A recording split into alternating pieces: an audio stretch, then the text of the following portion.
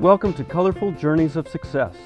Clare Mullin, producer, host, and author of Color Wheeling for Success, explores with her guests the stages of success in their lives. This show highlights leaders, teachers, coaches, mentors, and even parents who are role models who help change our world. How have you succeeded, and who was your teacher and inspiration? Now, who are the people you teach and inspire? Listen to and watch our fascinating guests as they share colorful stories of success and how they help inspire. Now, here's Clare, the color wheeling lady and our host.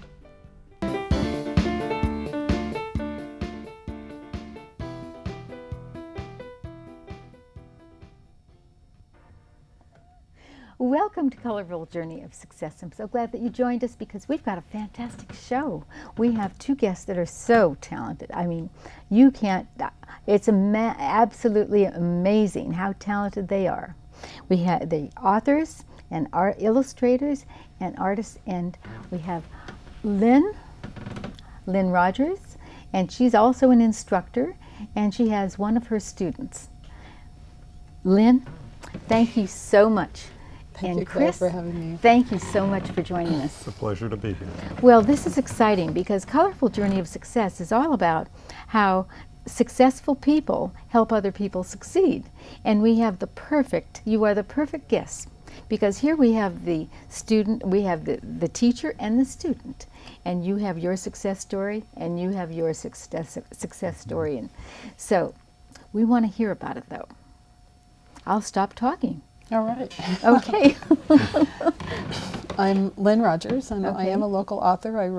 I have 12 books in print. Mm-hmm. I've written a local history book on one of our towns, Okay, Alvisa. let me have that. Well, we'll look at this in a little bit, but let's hear just about you, your success story in a little bit, and then we want to hear from Kris. Well, great. Well, I'm an author of 12 books, and I really take joy in helping other people realize life extension through creativity. A lot of my students have published in their 80s, and Really? I have students of all ages. I've written and I paint, and I find that it's really life-giving for me, and it's helped me through many obstacles in my life to be in the arts. And you also have a daughter. autistic daughter, so that's quite a challenge, and we'd like to hear more about that in a little bit. But let's now go to Kris. Kris, share with us who you are, a little bit about who you are and your success and what brings you. Well, I'm here because I'm a student of Lynn's Mm-hmm. in two of her classes, creative writing and creative memoirs, and that helped bring me back from an injury I sustained, where I was down and isolated for a long time, and the class helped draw me out and into new adventures in life. And my life was pretty confined, and been involved in writing, poetry, prose, started doing some watercolors and acrylic art. Really? And she's even got me out and singing in public, which I'd never done before, embarrassing myself. Well, congratulations. I think that's fabulous. I think Yeah. that's absolutely fabulous. So, all right, I'd love to hear you sing, but not right now, a little bit. Well, as I mentioned, Colorful Journey of Success. We all have our own colorful journey of success. And we'd like to hear from you, Lynn, a little bit about your journey. How has it been? I was born in Berkeley. My parents were there after the war, and I ended up writing a book called Born in Berkeley, coincidentally. I grew up in Menlo Park. My dad ran the U.S. Geological Survey there. But I found myself breaking away from some of the conservatism and the materialism, and I was much more interested in following the paths of some of the beat artists. And I had the pleasure of meeting Neil Cassidy, who was Jack Kerouac's prototype when I was very young. Really? I even found myself hitchhiking on the road to Mexico and hiding out with author Ken Kesey, and so I had quite a counterculture road. I've stayed with the creativity. I don't think I've taken an aspirin since then. I'm not in the drug side, but I'm really in the creativity side. And I soaked up the influence of these great beat writers just before the hippies were coined, and found myself out on the road having those experiences. later on, when I married, I was taking the next step that a lot of young people took from that period into the spiritual quest. And I wrote about The Rainbow's Daughter, about this spiritual quest of the 70s that took place in our Bay Area. There was a charismatic woman, a charismatic woman, and late Marcia Hunter, not the late. And she had a group of young people who became caught up in what was both a Camelot and a little bit of a cult. So I lived through that, left it, and wrote about it. Oh, that's wonderful. And I really think I love all the colors and everything. I think that is wonderful. Absolutely fantastic. So I imagine your journey, that really was a journey, wasn't it? It was a journey. Yes, that really was. And what a contrast in life, going from what you described, you were born in Berkeley, and then getting married, going to spiritual, and that, as a married woman with a family. Very, very fantastic contrast. And then I had a special needs child, but we'll get into that a little bit later. And that really changed my life and helped me grow up, I think, and find out what life was really about. How many children do you have? I have two daughters from an early marriage during the height of this 70s quest. So, well, I think that you could probably teach us many, many lessons, not necessarily just how to write. Many lessons of life. Hopefully that's possible. I had a wonderful mentor whom I met in this period. And her name was Jessica Madigan. She had been associated with Edgar Casey's work. I met her at Asilomar. She never had children of her own, but when she was young, she was adopted, grew up in the Deep South. Her foster father took her to a circus, and a woman there read her hand and said, "My dear, you will never have children, physical children, but you will have children closer than those of the flesh." And I felt that she became a wonderful mentor to me and gave me a purpose for writing. And she always said, write those things that have not been written and comfort others through your writing. So that's been a precept for me. That's quite a, having someone actually kind of guide you through life, give you a direction like that. She did. And she really did, didn't she? She did. Stayed with me till And you've this day. stayed on that path. I have. Through many obstacles, I've stayed on the You path. certainly have paid. And so the highs and the lows, and I like the suggestion of the title of this show that you gave us as creativity is life-giving.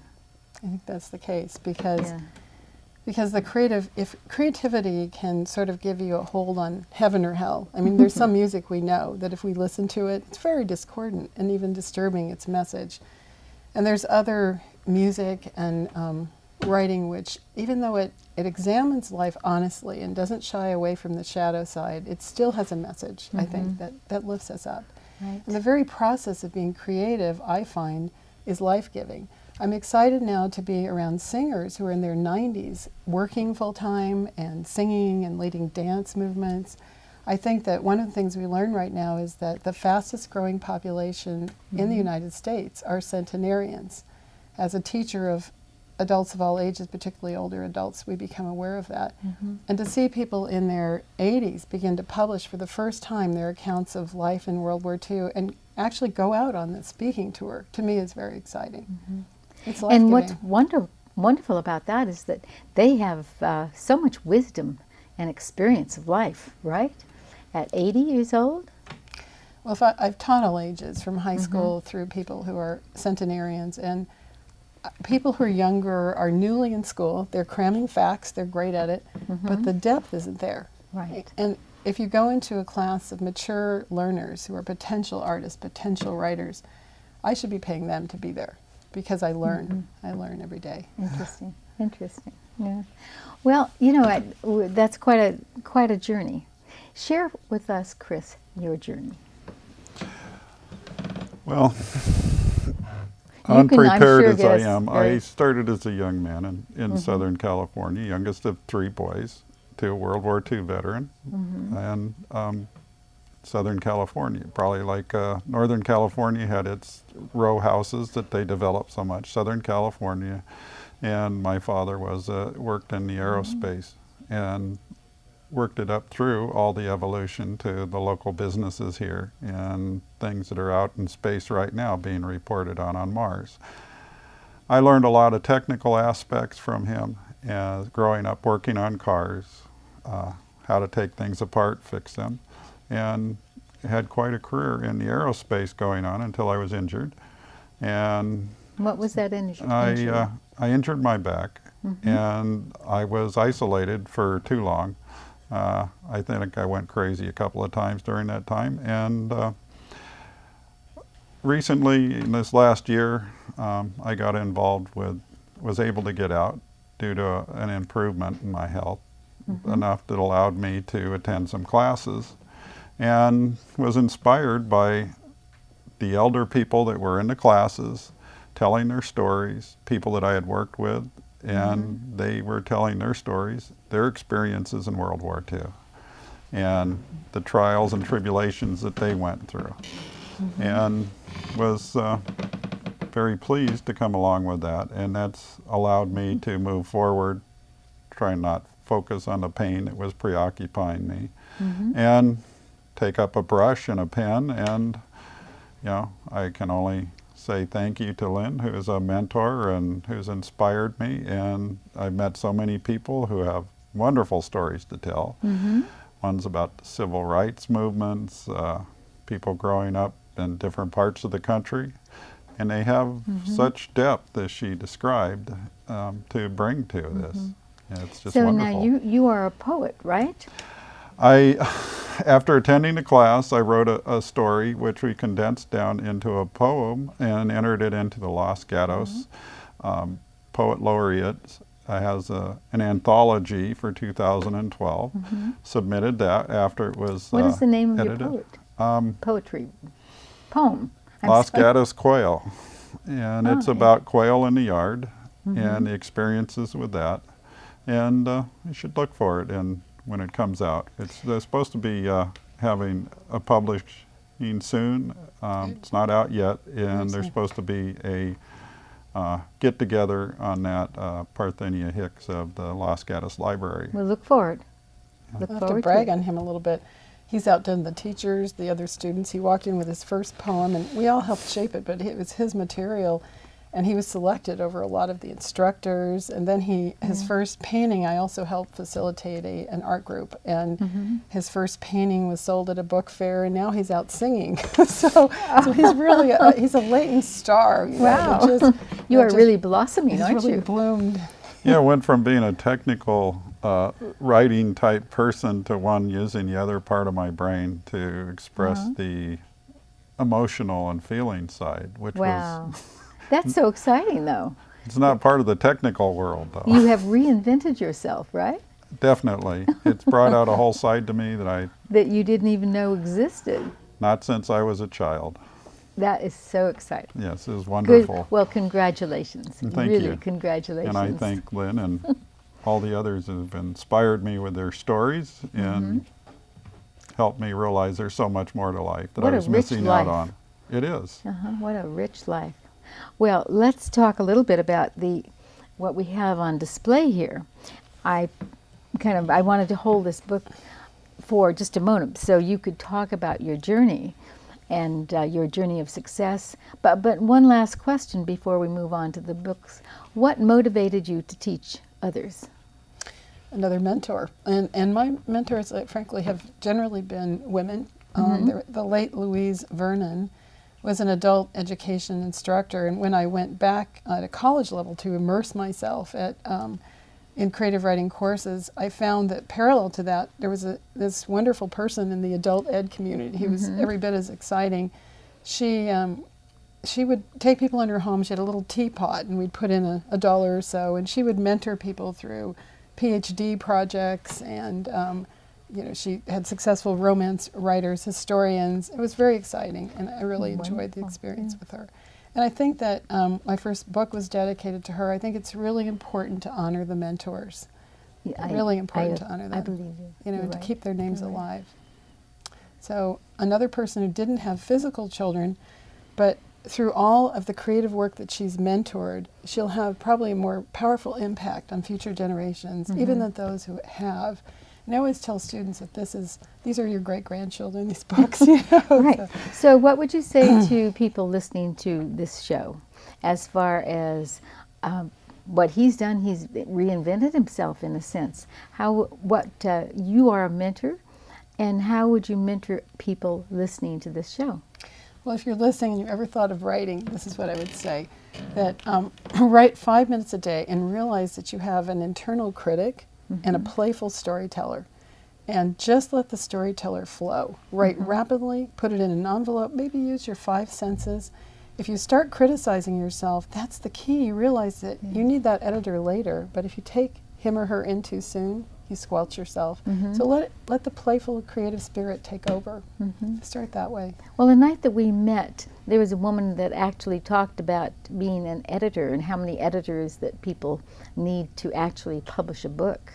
I was amazed that there were so many editors that an author needs. Well, you do need editors later, but if you self-edit too soon, you stop yourself. And so it's just letting the flow happen. The late Louise Vernon said, your book already exists. You're just a conduit. And don't expect it to come in order. Let it come in pieces. Let it come as through the wholeness of both sides of your brain. Later on, it's wonderful to have a team, and I found that people can barter and exchange services with other friends and people who have skills that they don't have to make an editing team later. That's perfect. That's absolutely perfect, because I would imagine it would be expensive to keep paying people to come in and edit your books, and you'd lose part of that camaraderie. You do, and so what I do is that when students want to edit, and if they come and help me, then I announce to all the classes, we've got this editor, and so they get paid projects and start avocations as editors. So that's kind of worked out. Interesting. And illustrators also? And we have had some illustrators as well. Okay, well, let's talk about this book, Images of America, Alviso San Jose. You want to talk about this book? I'll just kind of hold this book for the camera. I wrote that with photographer Robert Burrell, who also wrote the Milpitas book and did the famous grade Z monster movie that reached Johnny Carson called The Milpitas Monster years ago. Bob had an idea to collect photographs of several important areas in the South Bay. Milpitas, he felt, was crucial to the agriculture. Alviso was a great shipping port that rivaled San Francisco. Just hold it up, hold it still. Jack London This way. and Charmian London often hung out in Alviso. So when I came aboard the project, Arcadia, he's a wonderful, wonderful photographer, but somewhat dyslexic, and they needed an author, and I was already helping him because I was giving service. And so I got hired. My daughter, Megan Flott, helped me edit. She writes by the pen name of Meg Rogers and went on to write 2 other Arcadia books, my non-disabled daughter, of whom I'm very proud. We all sat up as a group, and we'd sit up nights writing novels that had to be condensed to 80-word captions and 148-word captions. Bob and I feel that this is better than both of us, because my novel writing and his wonderful technical grasp of the railroad and the technical aspects of Are the there a lot story of went pictures together. in it, in the book? There are, it's a formula. Arcadia asks you, it's a national publisher, to do about 248 shots. You must collect old photographs, and then you write about them. And Bob envisioned a book that was going to be about men and boys, boats, trains, and planes. And as a woman who'd lived through a lot of crucial times in history, I said, we need women and people of color. So I brought that side to it, and we think it's really an interesting book. Fantastic. Well, I'm really anxious to read that one. And let me have this one. And you have some other books. You've written all of these books, is Yes, I that have. correct? Now, what is this one about? Well, this is the beginning of a series that I wrote in which a young woman takes to the road, as I did as a teenager at the end of the 60s. And it's really this that period told through a young woman's view, which we don't often hear. So Born in Berkeley.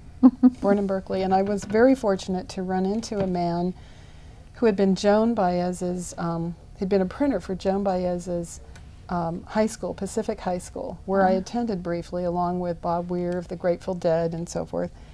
And Will Radcliffe founded Inkling Press, and he works for Sunset, and he said, let's put this book together. So we made a series that's evolved out of Born in Berkeley through Inkling Press in Menlo Park. And I'm proud of it. It's a little bit risque because the times were risque. They were. I think as I went on to write, I wrote 49 Shades of Grey before it was popular in some of the stories. But I'm interested in spirituality, sexuality, creativity, the whole of our experience. You have writers that write in one side or the other, but I think we're complex beings. Well, I notice you have not only those books there, but you also have these books over here. And you've written all these books too? No, my students have published those books. And in fact, if you could hand me the second one, the one underneath. Second one. This one? Yes, please. Okay, A Scalpel and the Sword. This is by Dr. Dick O'Neill, and it's sort of typical of some of my students who lived through World War II. He wrote The Scalpel and the Sword, which is, it's a fictionalized version of his life as a young medical student and doctor in combat and in hospitals in San Francisco. And it's just wonderful. He's moving toward his 90th birthday in his late 80s, and his book has taken off. So it's really an exciting thing to be part of. Fantastic. And I love the illustration because it catches, of course, everyone knows what that is, right? They do. They do. I also helped, thinking of the Golden Gate Bridge, there was a period in one of my classes in which I was approached to help do scripts for the World War II service project in Washington, D.C. And so having swung from being a war protester during Vietnam to now helping veterans, I ended up helping write 7 or 8 scripts so that veteran stories could be produced. And my most recent joy is that my African-American student, Clarence Hammonds, has come up with his book about being in a, quote, colored battalion in India, being forced to, after the war was over, his crew, except for him, had to defuse bombs and all were killed. NBC Radio picked it up. Wow. So we've really had a lot of fun and also dealt with tragedies and social injustices and been able to write about them. So you've opened a lot of doors for a lot of people, haven't you? I've been a catalyst, I think. Yeah, I think so. But, you know, let's talk a little bit to Kris, though, because, you know what, we're going to run, we could talk for hours, couldn't we? I definitely wanted to hear something about your poem, though, Kris. Can you give us a couple of lines? The themes are really the important thing, the relationships and all that you were talking about. My home is in the mountains, and every year there's quail that come through, and it's quite an experience to see 2 couples of quails come along, and then as time goes by there's little bitty movements in the grass, and start to realize that the hawks were flying around for reasons. They're looking for food, and the quail make different noises as they are protecting their young ones. And so I started leaving the grass tall and protective areas for these little critters to hide in. And I tried to capture that and the emotions that went along with going through a divorce. And I was fairly immobilized during that time frame. So I was a captive audience to this. Yes. And I tried to put it in words. And it Can you gave give me an us outlet. a couple of lines? Right now I kind of draw a blank, other than there's one relating about my little dog Pomeranian laying in the grass while a buck comes nearby and just ignores him, and the dog's just staring at him rather than barking at him versus other dogs around. But it's about the nature of the area, you know, the oak trees and that. Right. But You must have been motivated at that when you started seeing that, so. it was a good, yes, it was wonderful things. Little snapshots into the natural beauty we have around us that in busy lives we tend to ignore and forget and not get a chance to see. And that's a message. Boy, that is really a message. And we're going to start winding down. So I'd like to mention just very briefly, though, if the camera could pick up some of the artwork, it's amazing, some of the artwork. I'm also an artist, and in the classes that we have now through both Los Gatos Recreation on Tuesday, Creative Memoirs, and CASE, Campbell Adult Education, at the Camden Community Center on Thursday. We have people doing paintings and creating books, and some are just coming to get the creative flow going. But I'm a painter. I've been in local galleries, and I really wear two hats.